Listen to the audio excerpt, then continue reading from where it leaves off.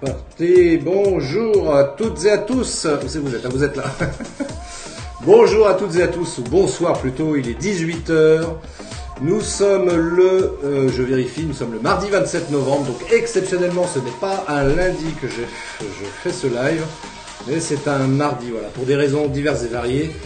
Donc j'ai décalé le live au mardi 18 heures, donc mardi 27 novembre. Et on va avoir un invité tout à l'heure. Voilà, j'ai demandé à un invité de choix d'intervenir avec moi sur un sujet que j'ai mis là juste en dessous en commentaire. Alors je reprends le titre exact, je ne vais pas dire de bêtises. Voilà, perdre peut-il nous faire gagner? Voilà, ça va être le sujet du soir. Donc je compte sur vous pour intervenir si vous avez des choses à dire. Et on a déjà eu quelques réactions. Je pense notamment à Alain qui est déjà intervenu sur une publication précédente pour commenter ce sujet. Donc faut pas hésiter. Ah, il y a Laetitia qui nous a rejoint. Salut Laetitia. Comment tu vas bien? Ta journée, ça s'est bien passé? T'as fait quoi? T'as fait de la formation aujourd'hui, de la compta, hein? Raconte-nous un petit peu ce que t'as fait aujourd'hui, le temps que tout le monde arrive. Il nous reste 3 minutes et quelques avant de démarrer ce live qui va être bien sympa. On va parler de différentes choses parce que voilà, j'ai quelques notes là sous les yeux par rapport à ce sujet qui suscite quand même quelques réactions et j'ai des personnes comme ça qui ont réagi par rapport à ce sujet-là. Donc on va commenter tout ça après tout à l'heure. Donc j'espère que le son est bon, que l'image est bonne. Alors j'en profite pour dire parce que là je suis aussi sur Instagram. Voilà, je suis en direct sur Instagram également.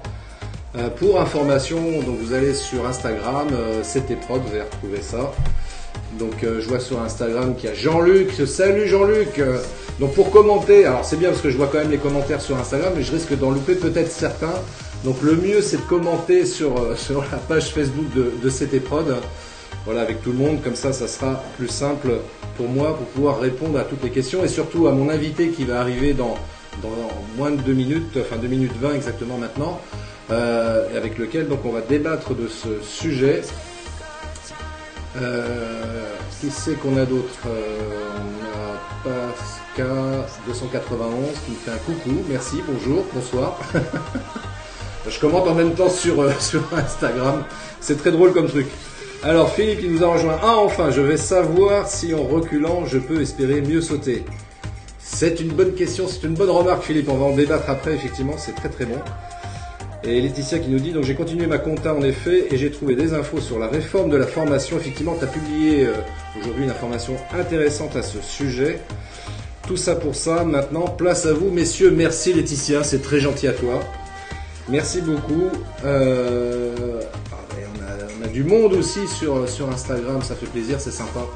Donc voilà, donc le live démarre dans 1 minute 20 sur la page Facebook de CT Prod. Hein, donc si vous voulez commenter, vous qui êtes sur Instagram, le mieux je vous invite à aller directement sur la page Facebook de CT Prod pour commenter avec tout le monde.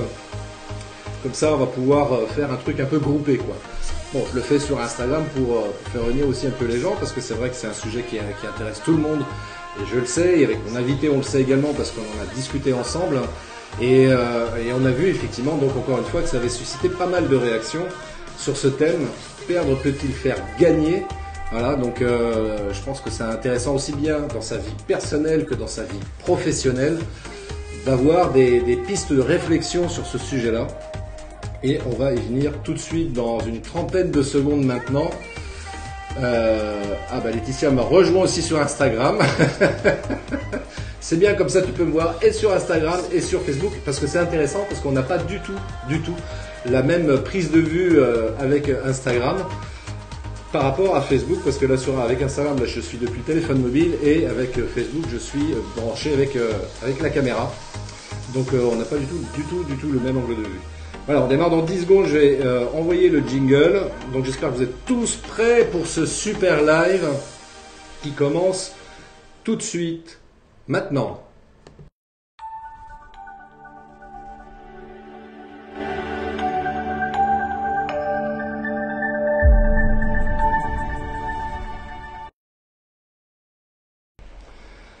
Voilà, donc nous sommes en direct, nous sommes mardi 27 novembre, il est 18h05 pour un live dont le sujet est ce soir, perdre peut-il nous faire gagner? Et pour ça, j'ai invité Olivier Darras qui me rejoint tout de suite et qui est parti me chercher un café pour tout vous dire, voilà. Merci beaucoup Olivier, c'est gentil à toi. Il a le sens de l'accueil, ça fait plaisir. Bonsoir à tous et à toutes. Voilà, donc on démarre ce sujet-là parce que c'est vrai que c'est un sujet qui intéresse tout le monde, comme je le disais, alors au sens professionnel comme dans le domaine privé. Mais avant, peut-être en introduction, quand même, faut quand même préciser quelque chose. Olivier. Il y a plusieurs choses à préciser. La première, c'est qu'on n'intervient absolument pas comme des experts sur ce sujet. Christophe a eu l'idée mardi dernier lors d'une discussion informelle. Et c'est parti d'une blague et on s'est dit tiens, on pourrait peut-être faire un Facebook là-dessus, c'est pas forcément déconnant. Et on le redit en toute humilité, on n'en est pas des spécialistes. Du tout. Ce qui veut dire également que vous avez encore plus que les autres fois le droit, j'allais dire le devoir, de mettre votre grain de sel dans la conversation, de nous dire non, vous faites n'importe quoi, c'est pas du tout comme ça que ça se passe, etc. On est là pour s'enrichir les uns les autres. Et je pense que c'est le plus intéressant. Mais alors, et pour commencer, on pourrait se poser la question, mais quelle était donc cette blague? Et oui, parce qu'on s'est dit, mais c'est une blague. Mais alors, quelle était donc cette blague? En fait, l'idée, c'était de dire quelles sont les difficultés entrepreneuriales, donc dans le domaine de l'entreprise.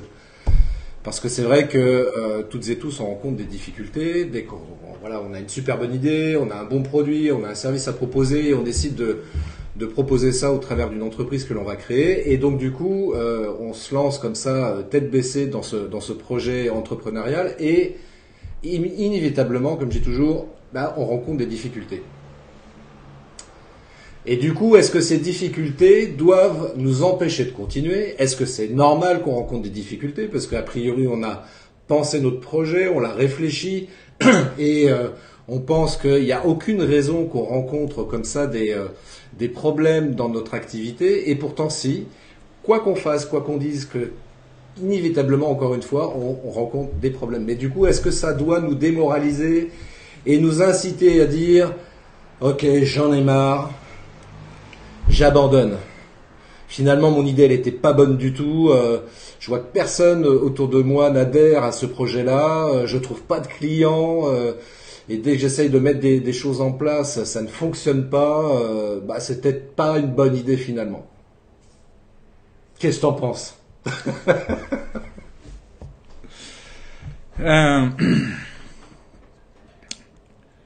Avant tout, ça se passe en Inde. Et c'est un vieux paysan qui a un cheval, un super bel étalon, tellement beau que plusieurs seigneurs du coin sont venus le voir pour lui réclamer, pour lui proposer de leur acheter une somme plutôt faramineuse. Et à chaque fois, il dit non. Et puis un jour, son cheval disparaît. Et là, pas de chance, lui dit le voisin. Vraiment pas de chance. C'était ton seul cheval, ta seule fortune, et elle est partie. T'as vraiment pas de chance. Alors, bonheur, malheur, qui sait? Parce qu'effectivement, le cheval est parti, et c'est un drame pour ce fermier qui n'a plus de cheval pour pouvoir labourer la terre. Et le lendemain, en se réveillant, il voit son cheval revenir avec une douzaine d'autres chevaux. Et il se dit, mais finalement, c'était plutôt une bonne chose. Oui, mais... bonheur, malheur, qui sait? Son vieux voisin lui dit « T'en as de la chance quand même. T'en as de la chance. » Et puis, les années passent, son fils grandit et il devient dompteur de chevaux, dresseur de chevaux. Et un jour, patatras, il tombe. Il fait terriblement mal, à tel point qu'il est paralysé. Il ne peut plus se servir de ses jambes. Et là, son voisin vient voir le propriétaire et dit « T'as vraiment pas de chance. T'as vraiment pas de chance. Pour ce qui t'arrive, t'as vraiment pas de chance. » Oui, mais bonheur, malheur, qui sait? Parce que dans le pays dans lequel ils habitent, la guerre a été déclarée et on vient évidemment mobiliser tous les hommes valides.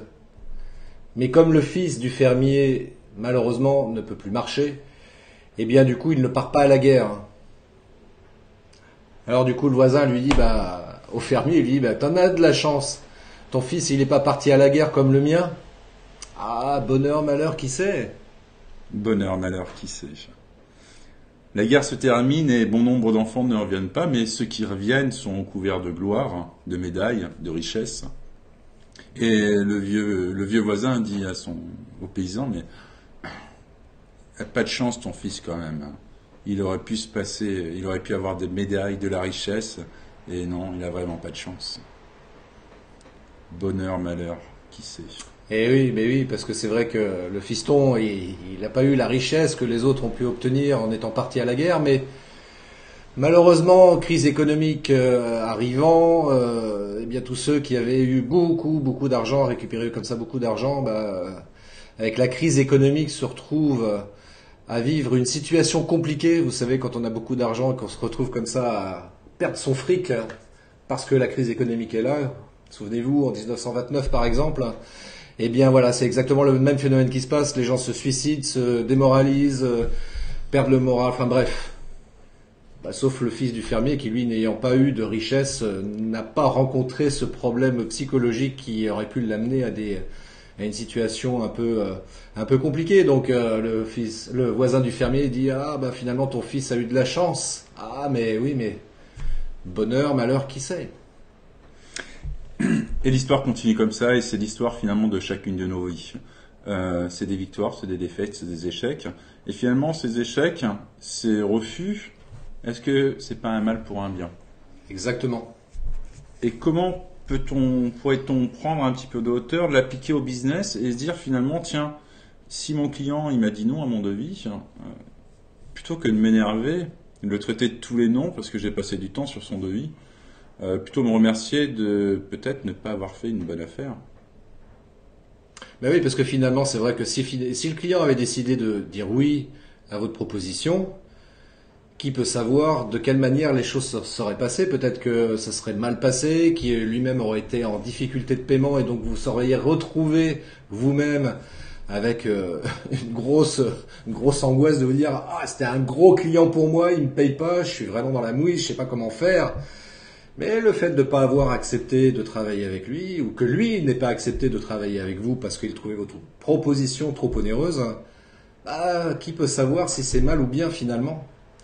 Qui peut savoir? Moi, je peux vous dire, moi, à titre personnel, ça m'est arrivé parfois soit moi de dire non, je veux pas faire affaire avec ce client-là, ou soit le client ne veut pas faire affaire avec moi et plutôt travailler avec quelqu'un d'autre.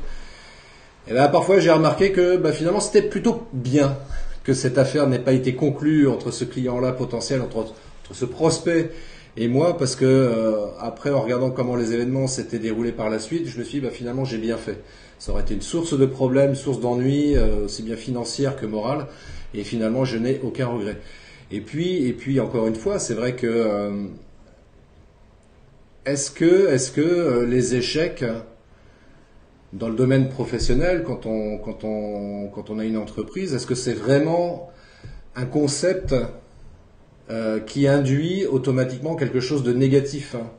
Moi, c'est ça en fait la question enfin le sujet qu'on avait échangé ensemble, parce que en réalité, les échecs, et on l'a vu dans l'histoire, c'est vrai qu'il y avait, j'avais lu dernièrement, alors je sais pas si c'est vrai, mais je trouvais l'histoire intéressante. Je pense a priori que c'est vrai, mais Michael Jordan, qui est un grand basketteur américain, qui disait que avant d'être arrivé au niveau où il est là aujourd'hui, eh bien, il a travaillé beaucoup. Et il a travaillé beaucoup, il a eu énormément d'échecs.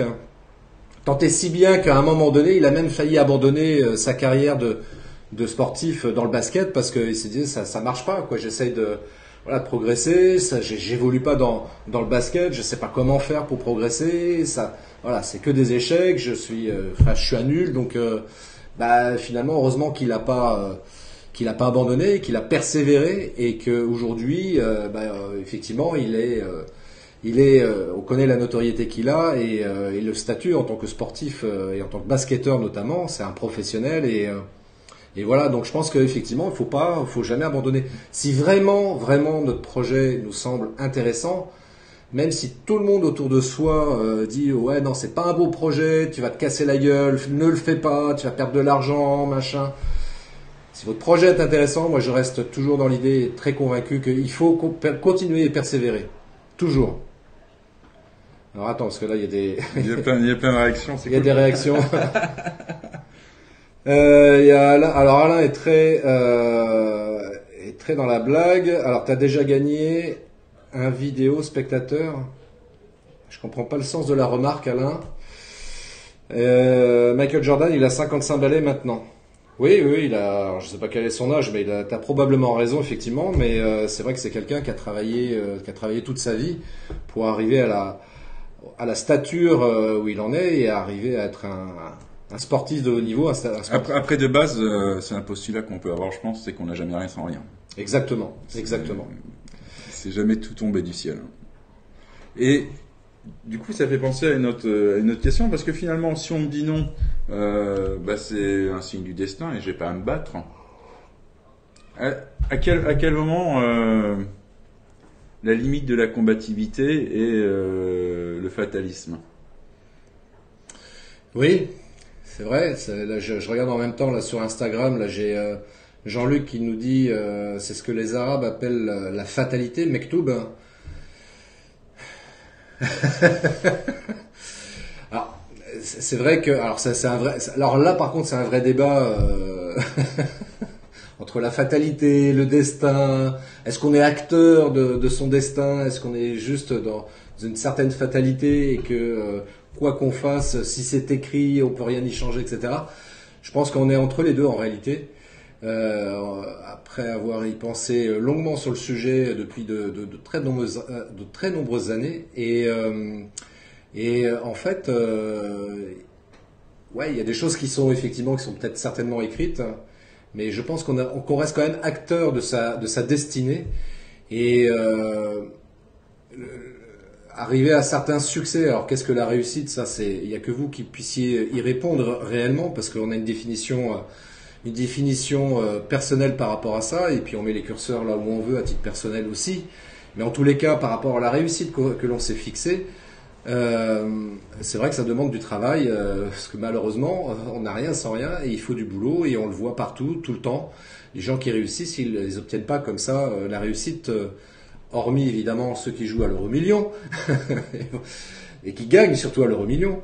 Mais en dehors de ces gens-là, malgré tout, c'est vrai qu'on ne peut pas y arriver sans un minimum de travail. Alors après, c'est vrai qu'on se dit, voilà, je bosse, je fais plein de trucs, etc. Mais ça marche pas, ça se décante pas, je trouve pas de clients. Donc là, j'en reviens par rapport au niveau professionnel, et c'est vrai que c'est un vrai souci. Pour beaucoup d'entrepreneurs, c'est un vrai souci. Après, bon, moi je dirais, s'il y a une problématique purement technique, entre guillemets, au niveau de la gestion d'entreprise, rapprochez-vous de You Can Sell, qui fait du mentoring.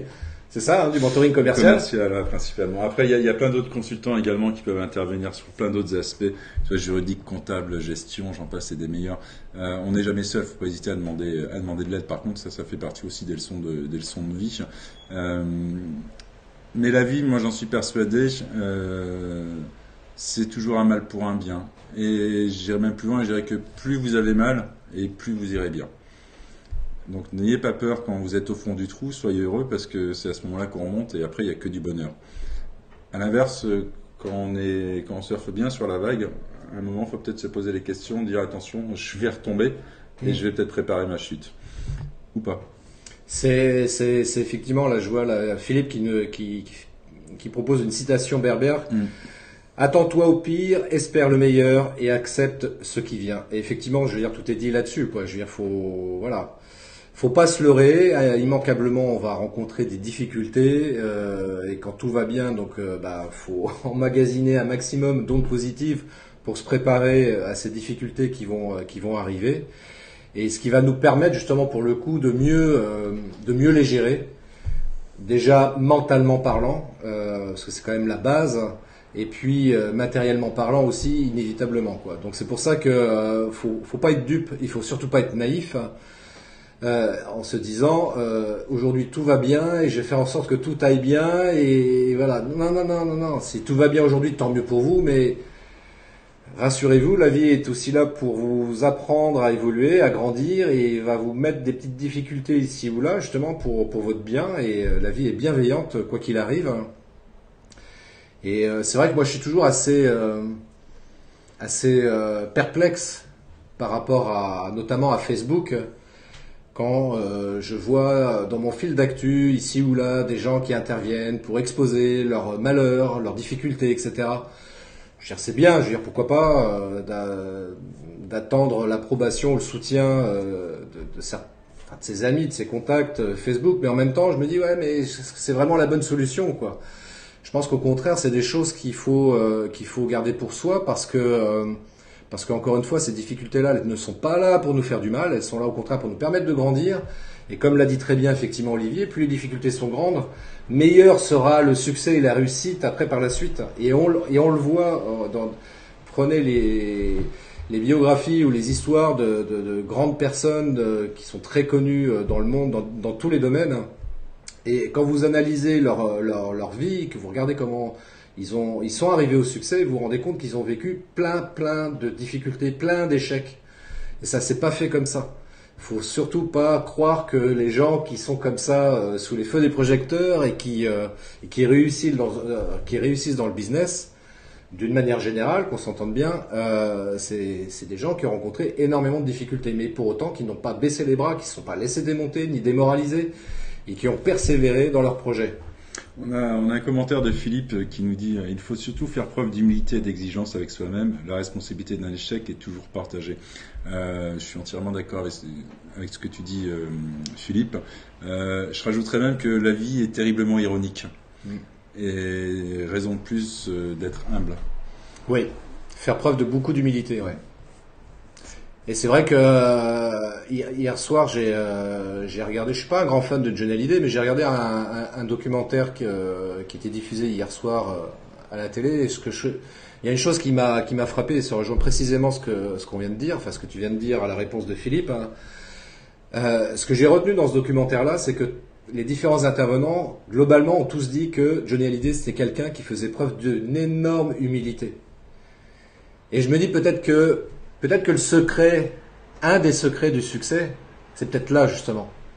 D'avoir une sincère et honnête humilité dans sa vie. Et c'est frappant d'ailleurs quand vous remarquez des gens qui, comme on dit, qui prennent le melon très rapidement parce qu'ils ont un ou deux petits succès, etc. Généralement, ce sont des gens qui vont pas bien loin. Des feux d'artifice. C'est des feux d'artifice, voilà. Ça fait une belle lumière.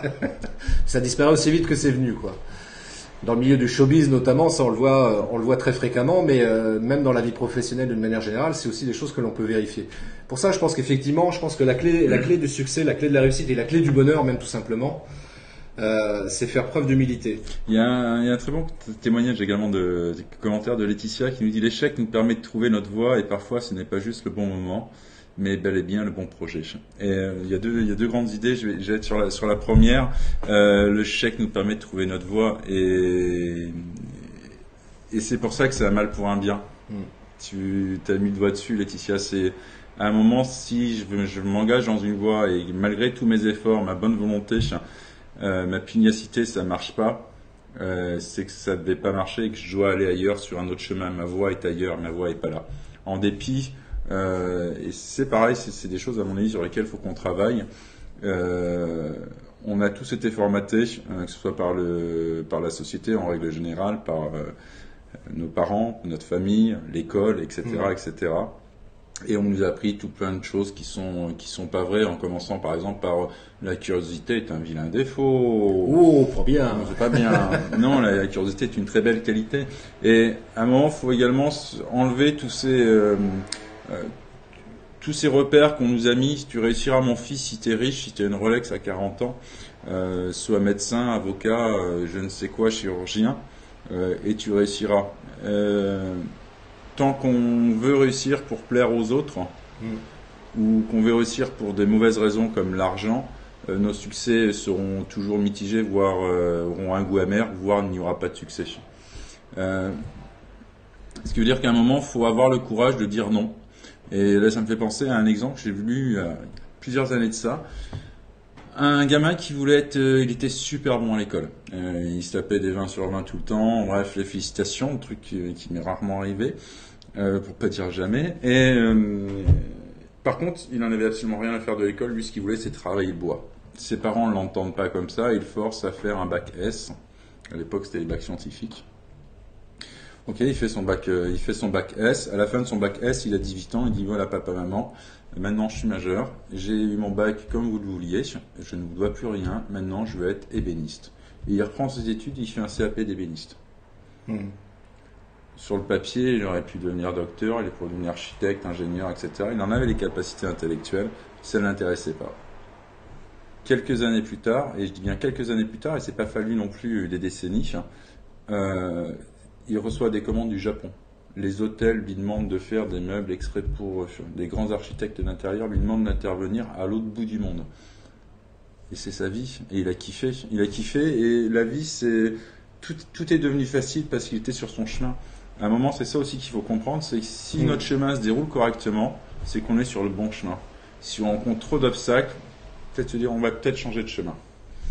Exactement, et c'est vrai que Laetitia, si t'es encore avec nous, qui avait partagé il y a quelque temps justement une histoire un peu similaire, hein, d'un monsieur. Alors, j'imagine comment dirais-je, dans le texte, c'était pas forcément écrit, mais j'imagine très bien que les parents ont dit à leur fils, tiens, plus tard tu seras comptable. C'était au XVIIIe siècle, je crois, quelque chose comme ça. Je veux pas dire de bêtises, tu me rectifies Laetitia si je dis des bêtises, mais donc tu deviendras comptable. Donc il est devenu comptable effectivement. Mais il avait une passion dans la vie quand même. Il adorait écrire. Il adorait écrire. C'était un monsieur qui adorait écrire.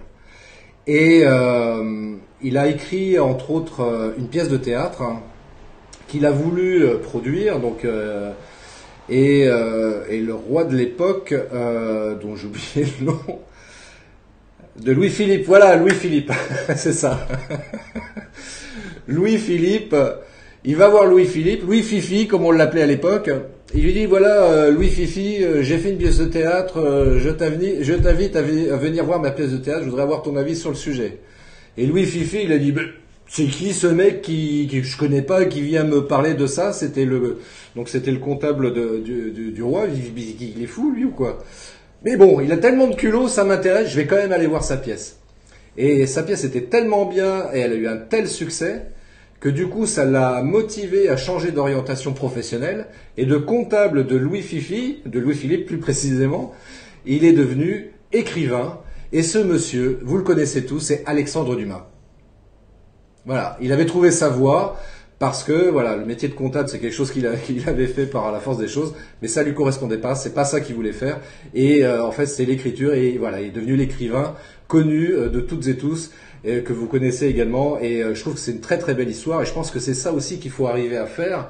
Je sais que c'est pas facile, je sais que pour des raisons matérielles ou professionnelles, c'est compliqué à un moment donné de se dire je vais changer de voie. Je vais vous prendre un autre exemple, tiens, l'exemple que certains connaissent dans notre économie actuelle, malheureusement, c'est le chômage. Vous travaillez pendant 10, 20 ans, 30 ans dans la même boîte, et du jour au lendemain, pour des raisons diverses et variées, licenciement économique. Et vous faites partie de la charrette, et vous vous retrouvez au chômage. En recherche d'emploi, comme on le dit plus correctement. Quand ça fait 20 ans ou 30 ans que vous avez travaillé dans la même entreprise, c'est vrai que retrouver un boulot, ça devient hyper compliqué. Et pourtant, on voit ici ou là des exemples de personnes qui changent complètement d'orientation professionnelle, ou qui veulent rester dans le domaine dans lequel ils travaillaient plus ou moins, on va dire. Et certains changent carrément d'orientation professionnelle quand même, et c'est là où ils trouvent leur voie. Sur Insta, je connais un exemple qui me regarde là précisément, et qui change de voie, et qui aujourd'hui sont totalement épanouis, qui sont totalement heureux, et qui sont contents de faire ce qu'ils font aujourd'hui, et qui gagnent assez correctement bien leur vie, en tout cas par rapport à leurs attentes. Et c'est ça que je trouve assez remarquable, c'est toujours cette histoire-là de se dire voilà, je bosse, je me retrouve licencié, c'est un échec. Comment je vais faire ? Alors on a l'allocation chômage pendant un certain temps, mais voilà, il faudra quand même que je trouve du boulot à un moment donné. Comment je vais faire ? tout est dans le regard. Et à un moment, c'est pas se dire je suis en échec parce que je me retrouve chômeur. Et c'est une expérience que j'ai déjà vécue.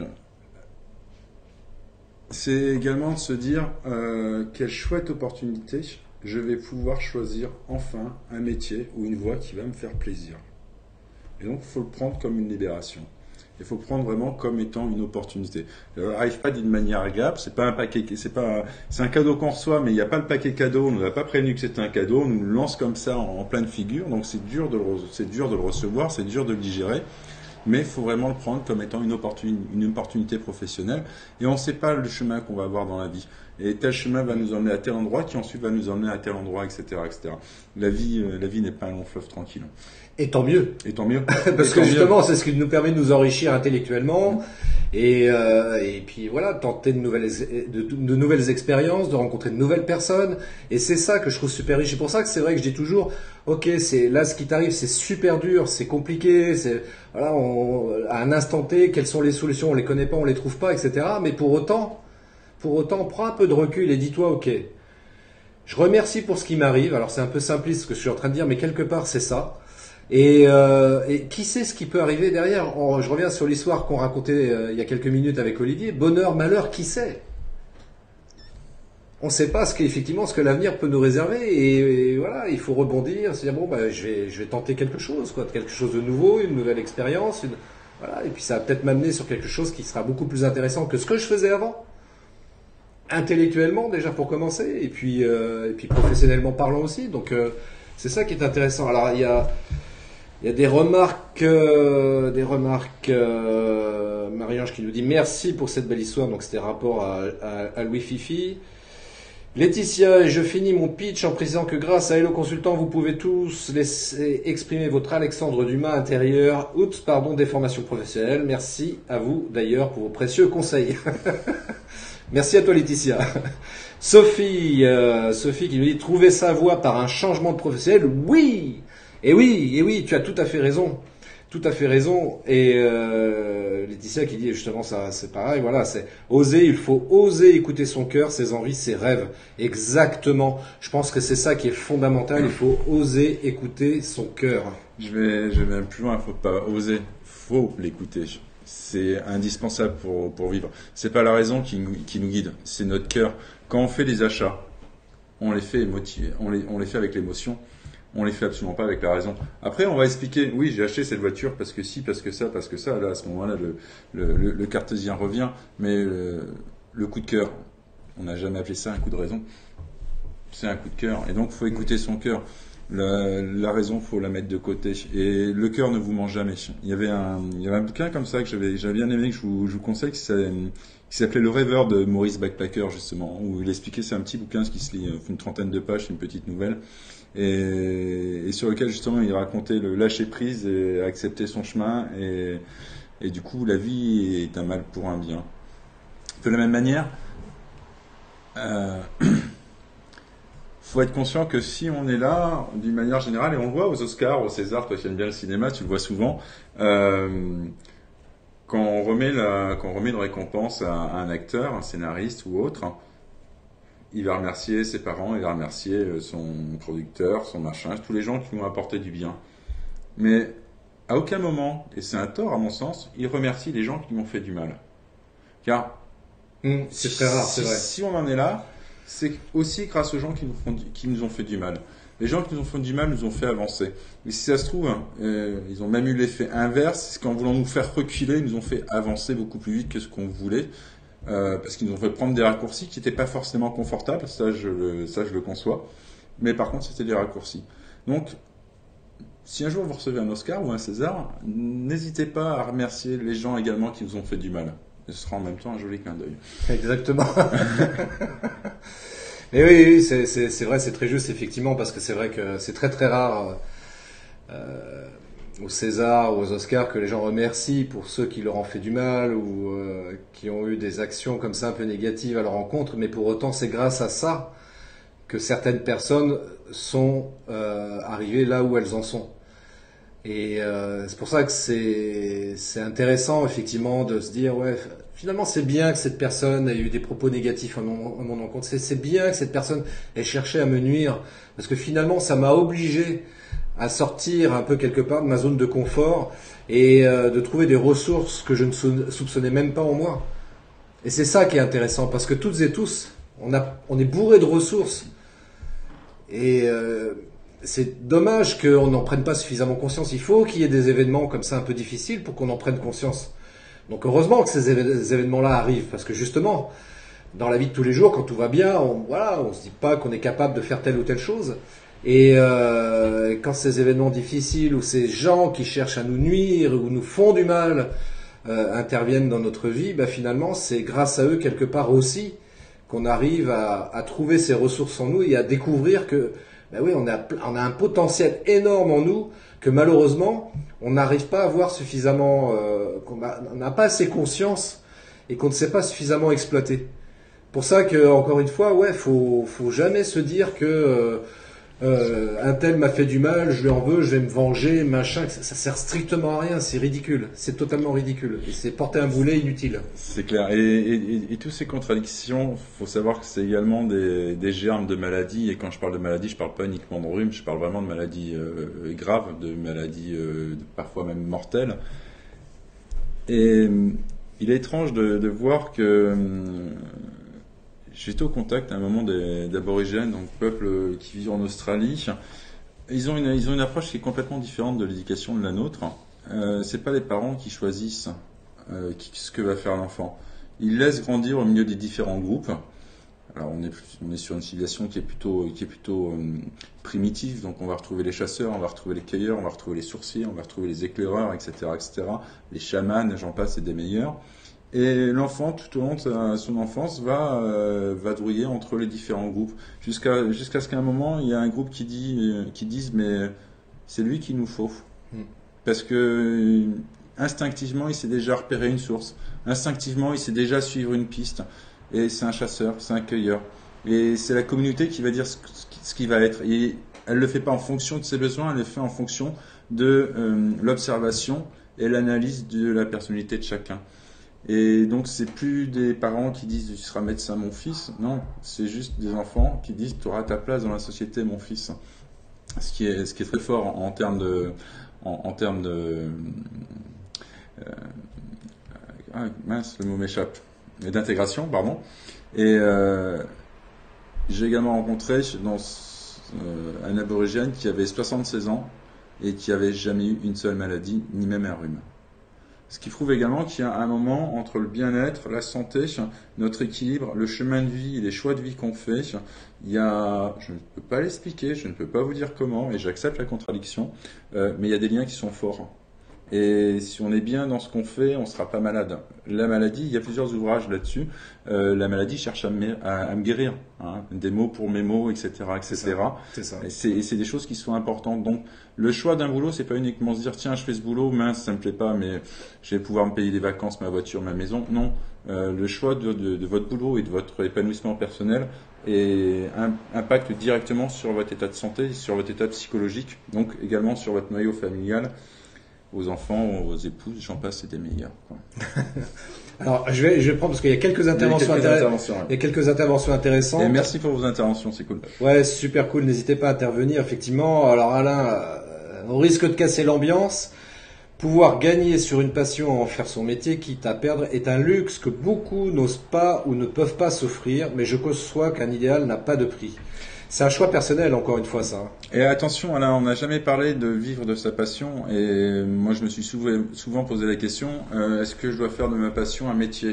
Parce que la passion, moi, j'adore faire de la plongée sous-marine et j'en ferai pas mon métier. J'ai déjà réfléchi plusieurs fois, mais j'en ferai pas mon métier parce que les contraintes ne m'intéressent pas. Je préfère juste avoir le fun de la passion. Donc, je peux conserver une passion sans pour autant en faire mon métier.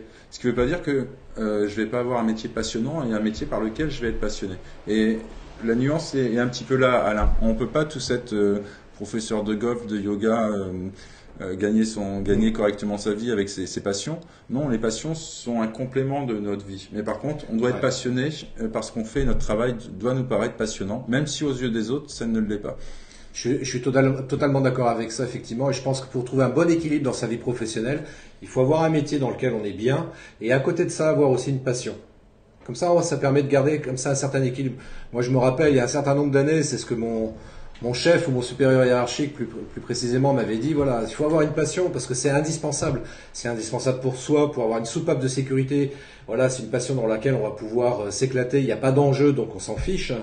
Et puis accessoirement, le jour où on va prendre sa retraite, parce que là aussi, ça peut être, c'est un drame parfois chez certaines personnes qui ont sacrifié, entre guillemets, qui ont en tout cas donné tout leur temps à leur activité professionnelle. Le jour où ils prennent leur retraite, ils se retrouvent sans rien. Et psychologiquement, ça devient très dur. Et beaucoup de gens, d'ailleurs, décèdent assez rapidement le jour où ils prennent leur retraite parce qu'ils n'ont aucune activité. Et la passion permet justement de combler ce manque d'activité professionnelle. Donc encore une fois, voilà, faut pas se tromper de débat. Encore une fois, il faut aussi écouter son cœur et savoir qu'est-ce qui est bon pour nous. Si toi, dans ton métier, tu t'éclates et tu as une passion à côté, très bien, c'est important. Voilà, tu as un bon équilibre et c'est parfait. Et c'est ce que tout le monde doit arriver à faire, justement. Avoir une passion à côté, c'est, à mon avis, essentiel pour pouvoir s'épanouir dans sa vie aussi. Et un métier passionnant, comme tu le disais aussi, ça peut être pas mal aussi, quoi. Anaïs. Allez, du coup, si je t'interromps 2 secondes, Bien sûr. mais si on est passionné, c'est plus un travail. Ça devient une activité. Et le matin, on n'a pas besoin du réveil pour se lever. Sauf si on a fait la chouille trop tard. Oui, donc je disais Anaïs qui disait que, alors elle dit que la méditation l'aide beaucoup dans cette démarche dans l'entrepreneuriat, mais c'est très bien, effectivement, la méditation est une activité qu'on devrait utiliser toutes et tous un petit peu plus, justement pour Relativiser. Voilà, relativiser, en faire tomber un petit peu, et ça permet d'être beaucoup plus efficace après quand on est en activité professionnelle d'une part et pour toute autre activité également. Et la méditation, je vous le conseille vivement. Méditation, c'est pas aller avec une toge orange, se mettre chauve et avoir une démarche religieuse, pas du tout. Hein. Aujourd'hui, on parle vraiment de méditation entre guillemets laïque. C'est-à-dire sans enjeu, sans objectif religieux, mais simplement pour refaire redescendre un petit peu tout ça, y voir beaucoup plus clair, avoir plus de recul sur ce qu'on fait, etc. Et ça, c'est vachement bien. Ça, c'est super bien. Effectivement, bravo Anaïs, continue comme ça.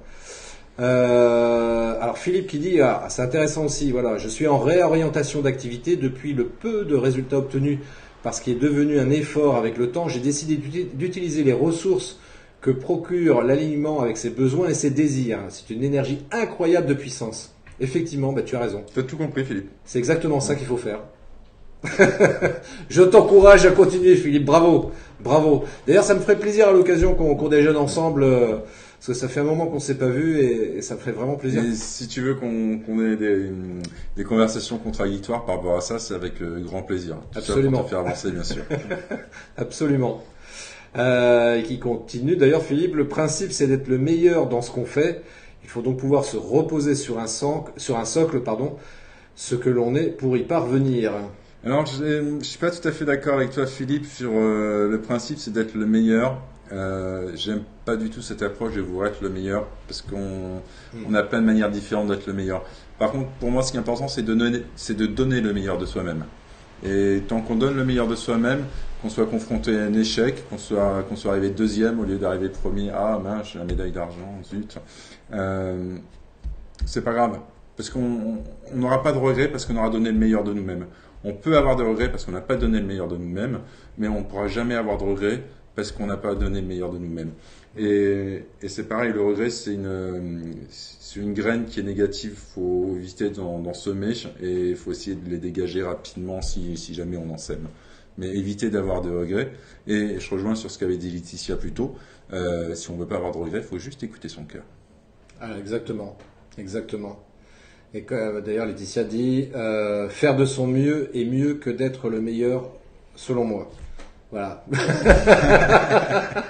On est en phase, Laetitia, c'est bon. On est en phase, c'est nickel, c'est exactement ça. C'est exactement ça. Dans ce qu'on avait noté également. Ouais, celle-là, elle était bien aussi. Voilà, c'est ça. Quelqu'un qui me dit que je suis un con, c'est plutôt un compliment. Quelqu'un qui me dit que je suis un con, c'est plutôt un compliment. En un seul mot. En un seul mot, pardon, oui. Et qui est intéressant, c'est lorsque quelqu'un me dit, tiens, mais parce on a toujours peur du bouche-oreille, des on-dit, des cancans, etc., qui peut polluer notre environnement aussi bien familial que professionnel. Faut relativiser. Si j'ai un client qui est con et il me demande l'impossible qui n'était pas prévu dans le devis, il rechigne sur la facture, etc. Bon, plusieurs réflexions. La première, c'est on a les clients qu'on mérite. Donc on peut se poser les bonnes questions. Et si lui il va dire à quelqu'un d'autre que je suis pas sérieux, que je suis qu'un con, etc. Ben finalement c'est un compliment. C'est un compliment parce que quand quelqu'un de con vient vous voir en disant tiens méfie-toi de lui, il est vraiment con, ben c'est plutôt une preuve de valeur, puisque si un con me dit que quelqu'un d'autre est con, ben, je peux me dire que l'autre est plutôt intéressant et ça va plutôt susciter mon intérêt pour aller le voir, plutôt que me dire ah ben non, il est con parce qu'un con m'a dit qu'il était con. Donc rassurez-vous, les clients cons, votre client con il est con pour plein d'autres gens également, quoi. Et n'oublions pas, et c'est important, qu'on est toujours le con de quelqu'un. Absolument. Ah, tiens, là on est en phase. On est toujours le con d'un autre, voilà, Alain qui réagit là-dessus, effectivement, c'est exactement ça. C'est pour ça qu'il ne faut pas se formaliser par rapport aux ragots, aux critiques qui peuvent être faites par rapport à nous. Et puis en psychologie, alors je suis pas expert là-dessus, mais c'est vrai que j'ai pu vérifier en tous les cas ce truc-là, à savoir que en psychologie, c'est ce qu'on vous explique, c'est que l'autre en fait n'est que le miroir de vous.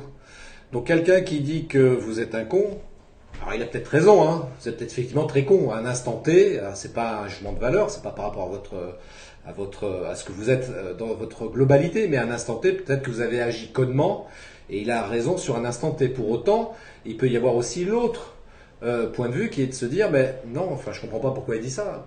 Finalement, je suis peut-être que le reflet de ce que lui, il est réellement. Mais comme il n'ose pas avoir le recul nécessaire pour s'auto-juger, il préfère envoyer ça sur l'autre, et en l'occurrence l'autre, du coup c'est moi. Mais là, on en revient aux 4 accords Toltec, ne pas prendre les choses personnellement. Parce que bien souvent, les gens qui vont nous critiquer ou nous juger, etc., bien souvent, c'est des choses qui sont sans fondement, qui n'ont aucune réalité. Parce que nous, on fait correctement notre travail, mais l'autre qui vient dire, ouais, il fait du sale boulot, c'est un connard, machin, etc. T'es qui, toi, pour dire ça ? Ah d'accord, ok, je comprends mieux, en fait, tu renvoies sur moi ce que tu es toi en réalité. Ok, donc je prends pas le truc personnellement, on va faire les choses beaucoup plus simples, donc tu peux raconter tout ce que tu veux sur moi, j'en ai strictement rien à faire, ça me touche pas, parce qu'en fait ce que tu es en train de dire c'est toi. Voilà, juste ça. Et une fois qu'on a compris ça, la majeure partie des critiques qui peuvent être lancées contre nous, elles vont pas nous toucher finalement. Et on va continuer à travailler et avancer, et puis avec le temps on va pouvoir démontrer d'une certaine manière que ce que telle personne a dit sur nous à un moment donné, qui veut l'entendre, il n'avait pas forcément raison. Ouais, et puis il y a pas à se prendre la tête. C'est qu'à un moment, si vous agissez selon des valeurs qui sont nobles, selon vos valeurs, si vous agissez avec votre cœur, en écoutant votre cœur, ça n'arrivera pas. Il peut rien vous arriver de mal. Et la vie est vraiment un miroir. Il y a qu'à le voir quand on se promène dans la rue. Les gens font la gueule, surtout en France. Ça, c'est une névrose collective qui est culturelle, historique, etc. On va pas débattre là-dessus ce soir. C'est un fait. Ouais. Si vous leur souriez, ils vont vous sourire. Si vous faites la gueule, ils vont continuer à faire la gueule. Et donc, on peut se dire que finalement, avec un sourire, je peux déjà influencer la vie d'un autre. Ouais. Parce que, don contre don, etc. Mais ouais, quelqu'un qui me fait un sourire le matin, ça me fait plaisir. Et c'est pas forcément une jolie fille, même si j'apprécie énormément le sourire des jolies filles, mais ça peut être juste un sourire d'un enfant, d'un mendiant, d'un voisin, d'une voisine, n'importe, ou même de sa bien-aimée quand elle se réveille le matin. Ouais, tout ça c'est du bonheur en barre, il faut en profiter. Donc la vie est vraiment un miroir. Et donc ça fait penser également après tous les concepts de karma qu'il peut y avoir, en disant finalement ce qui va m'arriver, c'est ce que j'ai semé. Et donc, si j'ai semé du bien, je vais recevoir du bien. Si j'ai semé du mal, je vais recevoir du mal. Et toujours avec cette idée qu'on avait au début, que un mal ça peut être un mal pour un bien. Donc, même si je fais les choses bien, à un moment, il peut m'arriver des ennuis, il peut arriver des agacements, etc. Mais finalement, c'est pour mon bien. Le tracteur qui est devant moi en pleine bosse, qui m'empêche d'arriver à l'heure à mon rendez-vous. Il m'agace, à cause de lui, j'arrivais 7 minutes en retard à mon rendez-vous. Maintenant, je le remercie, ce tracteur. Parce qu'il n'y a rien qui est personnel contre moi, il n'est pas là pour m'embêter, il est là pour aller dans son champ. Donc ça nous permet déjà de relativiser la situation. Et finalement, sa présence va peut-être m'éviter d'arriver 1 minute trop tôt à l'embranchement suivant où une voiture a grillé un stop parce qu'il était pressé pour emmener son enfant à l'école. Donc finalement, ce gars en tracteur qui me connaît pas, il m'a peut-être juste sauvé la vie. Donc je vais peut-être pas forcément lui faire un gros bisou parce qu'il va pas comprendre, mais je vais peut-être pas l'engueuler parce qu'il m'a sauvé la vie, quoi. Et ça nous oblige à réfléchir à tout ça. Enfin, c'est une vision de la vie. Hein. Et comme on vous a dit tout à l'heure, c'est juste des hommes qui parlent, on n'est pas des spécialistes. Oui, on est juste là pour, pour échanger avec vous sur un sujet qui, encore une fois, vous intéresse. La preuve, c'est que vous réagissez toutes et tous. Il y a Anaïs qui vient de nous quitter. Je la remercie. Au revoir Anaïs. Salut Anaïs. Qui nous fait un super compliment. Vous êtes de belles personnes, ça fait chaud au cœur, ça fait plaisir. Toujours plaisir ce genre de compliment. Merci beaucoup. Philippe qui revient là-dessus, être le meilleur, c'est le volet business de la chose, c'est la jauge qui permet de vérifier sa valeur, qui se traduit dans ce bas monde par l'argent. Sinon on peut se réaliser dans l'humanitaire, ce qui est tout à fait légitime, mais on est quand même là pour vivre une vie intense à tous les niveaux, y compris financiers. Ouais, alors Philippe, on va peut-être pas débattre ce soir parce qu'il ne reste plus énormément de temps, mais je suis pas du tout d'accord avec ta vision de la chose. Et on peut donner le meilleur de soi, on n'est pas obligé d'être le meilleur. C'est pas pour ça qu'on va pas vivre de son activité, c'est pas pour ça qu'on va perdre de l'argent, etc. Non, il y a juste à donner le meilleur. L'argent n'est pas un objectif, l'argent est une conséquence. Et le plus important, c'est notre activité. Qu'est-ce que j'apporte à la société? Quelle est ma place dans la société? Et c'est pour ça que c'est intéressant, surtout quand on se réinvente, de se dire quelle place j'ai envie et qu'est-ce que je peux apporter à la société. Parce qu'on n'est qu'une société. Et je ne parle pas d'une SA ou d'une SRL, je parle vraiment de la société humaine qui grandit avec l'élargissement des frontières.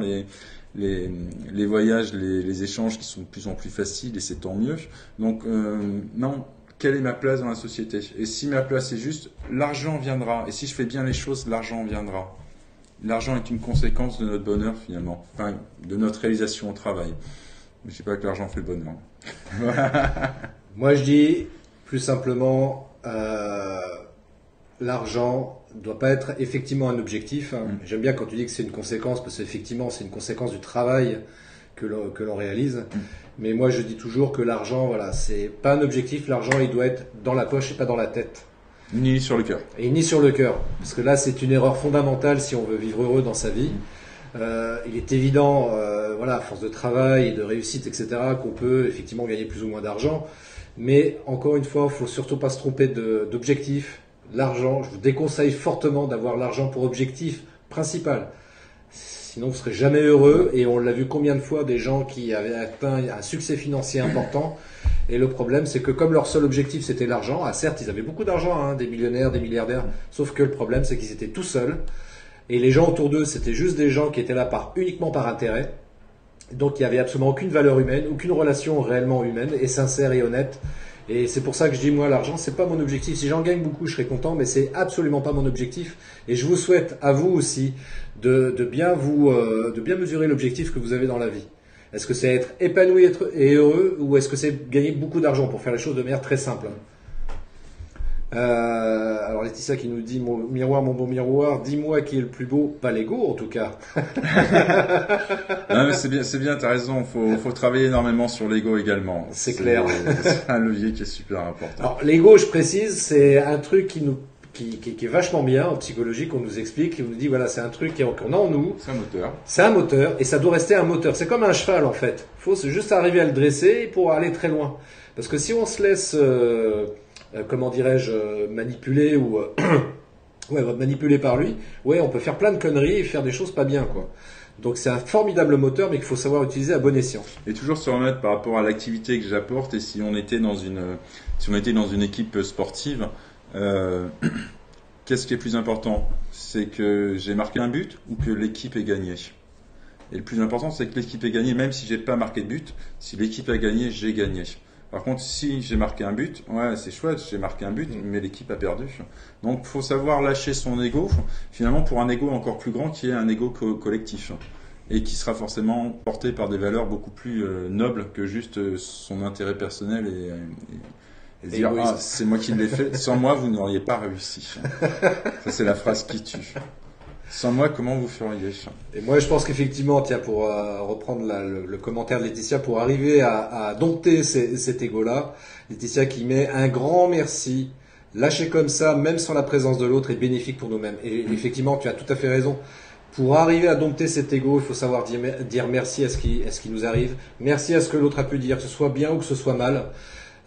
Et comme ça, l'ego va pas être trop agacé. Ce qui veut dire aussi, à un moment, faut se fixer des bons objectifs. Ouais. Faut pas se fixer des objectifs par rapport à son ego, mais vraiment se fixer des objectifs qui vont être, comme on dit régulièrement, smart, donc réalisables, atteignables, etc., etc. On va avancer très vite parce que c'est vrai que l'heure tourne, on aurait encore 10 000 choses à dire. Juste pour prendre les commentaires au passage, Alain qui dit, donc ça ramène à l'intelligence, car comme disait Coluche pour les gosses, il est intelligent pour son âge, jusqu'à vieux con, vu que celui qui juge que telle personne est un con, l'intelligence chez l'homme, quoi qu'il en soit pourvu, il a toujours l'impression d'en avoir assez, vu que c'est avec ça qu'il juge. Ouais, après, faut prendre aussi également du recul, je pense. J'ai pas très bien compris ce que tu disais, mais vu que tu fais une allusion à Coluche, je pense qu'on est plutôt en phase. Faut également se rappeler qu'on a il y a 7 types d'intelligence différentes, quoi. Donc le QI n'est pas suffisant, et s'il y avait que des gens avec des gros QI sans aucune autre forme d'intelligence, on serait bien dans la merde. Ouais, j'osais pas le dire. Je sais pas si on pouvait dire ces mots-là. Si, je le dis. Moi, c'est ce que je dis toujours. Je préfère 1000 fois, 1 million de fois même, les gens qui n'ont pas une intelligence extraordinaire, qui n'ont pas une culture générale extraordinaire, qui sont pas des talentueux de leur intellect, etc. Je préfère 1 million de fois des gens comme ça à ceux qui ont un cœur énorme. Fondamentalement, on parle aujourd'hui de quotient émotionnel, je crois que c'est ça, l'intelligence du cœur. Et effectivement, je pense que l'intelligence du cœur, parce que c'est comme ça qu'on l'appelle aujourd'hui, a 1000 fois plus d'importance que l'intelligence intellectuelle. C'est bien d'avoir des connaissances intellectuelles, c'est pas ce que je veux pas dire. Mais en même temps, je pense que ce qui est plus important, c'est de travailler sur cette intelligence du cœur, parce que c'est ça qui permet d'être épanoui déjà personnellement et d'avoir de très bonnes relations aussi avec les gens. Et ça, c'est fondamental. Alors, c'est intéressant, c'est Laetitia aussi. Alors Laetitia qui dit « S'entourer et s'associer avec les autres, c'est selon moi l'avenir de notre société et de la réussite vers l'abondance commune. » Tout est dit, Laetitia. Ouais. On est en phase, hein. C'est extrêmement bien dit, effectivement, c'est ça. C'est exactement ça. Philippe qui dit « Oui, c'est une conséquence, on est d'accord, ce n'est pas une motivation. » C'était par rapport à la notion d'argent, on est bien d'accord. Je crois qu'on est d'accord, mais on ne dit pas les choses de la même façon. Au plaisir d'en discuter. Eh ben, écoute, Philippe, quand tu veux. On va se faire un droit de réponse. On va faire un live, le retour. Le retour. Et là, on va aller chez Philippe faire le live. Ça peut être une idée, tiens, faire un live à 3, tiens. Sur le même sujet, mais on fera la suite.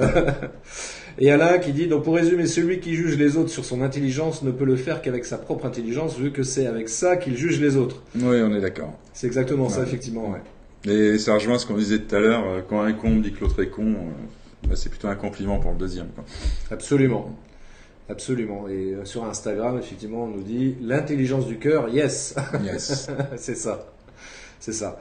Bon bah écoutez, il est quasiment 19h, malheureusement on va être obligé d'arrêter ce live qui est super, on pourrait en discuter encore longtemps évidemment, mais pourquoi pas faire une partie 2 sur le même thème.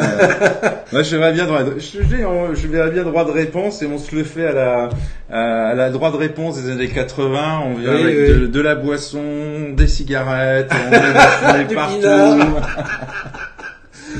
Bah à ce moment-là, je ferai, pour reprendre la référence, je ferai comme Coluche, je viendrai avec un bavoir, non, c'est pas ça que